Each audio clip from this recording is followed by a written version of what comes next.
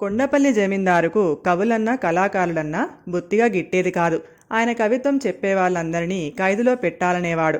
ఎవరైనా చక్కని సంగీతం పాడి వినిపిస్తామంటే రెండు చెవులు మూసుకునేవాడు. జమీందారు ఈ విపరీత వైఖరి వల్ల సాటి జమీందారులలో చులకన అవుతున్నాడని దీవానుకు బాధగా ఉండేది. ఉన్నట్టుండి జమీందారు ఒకనాడు దీవానుతో ఒక మంచి చిత్రకారుని చూసి తన వద్దకు పంపమన్నాడు. జమీందారులో వచ్చిన మార్పుకు దీవాను చాలా సంతోషించి పేరు పొందిన ఒక చిత్రకారుణ్ణి ఆయన వద్దకి పంపుతూ, మా జమీందారు వద్దకు వెళ్తున్న మొట్టమొదటి కళాకారుడివి నువ్వే, ఆయనను ఎలా మెప్పిస్తావో మరి అన్నాడు.